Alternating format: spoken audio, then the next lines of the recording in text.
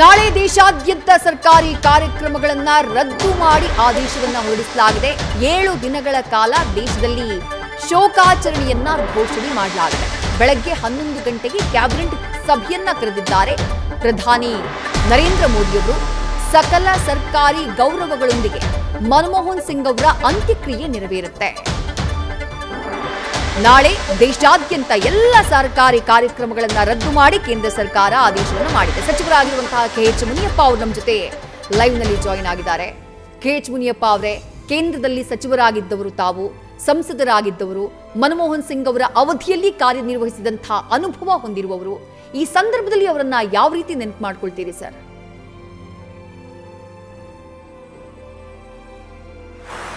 ಮನಮೋಹನ್ ಸಿಂಗ್ ಅವರು ಸ್ವರ್ಗಸ್ಥರಾಗಿದ್ದಾರೆ ಅಂತ ಕೇಳಿದ ತಕ್ಷಣ ನನಗೆ ದಿಗ್ಭ್ರಮೆಯಾಗಿದೆ. ಅವರ ಜೊತೆಯಲ್ಲಿ 30 ವರ್ಷ ಕೆಲಸ ಮಾಡುವಂಥ ಅವಕಾಶ ನನಗೆ ಸಿಕ್ತು. 1991 ಲೋಕಸಭೆಗೆ ನಾನು ಪ್ರವೇಶ ಮಾಡಿದಾಗ ನರಸಿಂಹರಾಯರು ಪ್ರಧಾನಮಂತ್ರಿ ಆಗಿದ್ದಾಗ ಅರ್ಥ ಸಚಿವರಾಗಿ ಅವರು ಬಂದರು.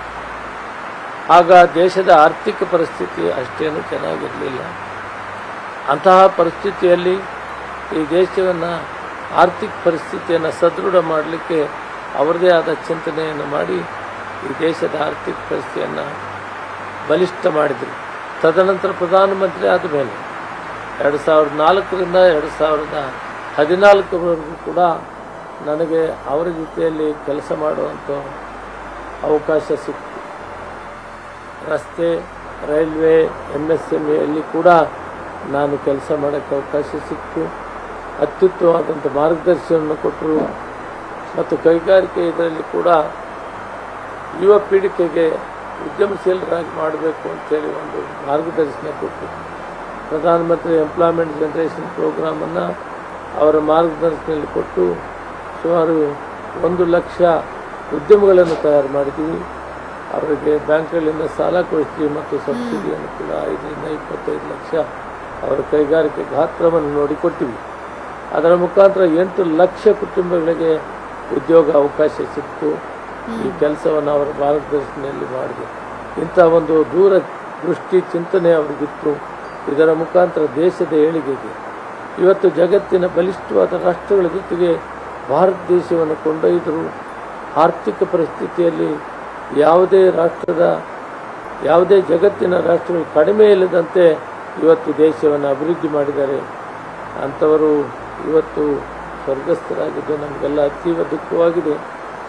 ಈ ನೋವನ್ನು ಭರಿಸುವ ಶಕ್ತಿ ಭಗವಂತ ಅವರ ಕುಟುಂಬಕ್ಕೆ, ಅವರ ಅನುಯಾಯಿಗಳು ಕೊಡಲಿ ಮತ್ತು ಅವರ ಆತ್ಮಕ್ಕೆ ಶಾಂತಿಯನ್ನು ಕೊಡಲಿ ಅಂತ ದೇವರನ್ನ ಪ್ರಾರ್ಥನೆ ಮಾಡ್ತೇನೆ. ಸರ್, ಈಗ ಮನಮೋಹನ್ ಸಿಂಗ್ ಅವರನ್ನ ದೇಶದ ಪ್ರಜೆಗಳಾಗಿ ನಾವು ನೋಡಿರುವುದು ಬಹಳ ದೂರದಿಂದ. ಸೌಮ್ಯ ಸ್ವಭಾವದವರು ಅಂತ ಅವರನ್ನು ನೋಡಿದಾಗ ಗೊತ್ತಾಗ್ತಾ ಇತ್ತು.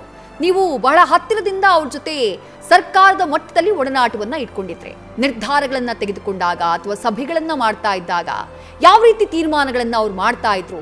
ಒಬ್ಬ ಹತ್ತಿರದಿಂದ ನೀವು ಕಂಡಂತವರಾಗಿ ಅವರ ಒಂದು ವ್ಯಕ್ತಿತ್ವವನ್ನ ಯಾವ ರೀತಿ ವರ್ಣಿಸ್ತೀರಿ ಸರ್? ಸಭೆಗಳಲ್ಲಿ ಯಾವತ್ತೂ ಕೂಡ ನೇರವಾಗಿ ಅವರು ತೀರ್ಮಾನ ಮಾಡ್ತಾ ಇರಲಿಲ್ಲ.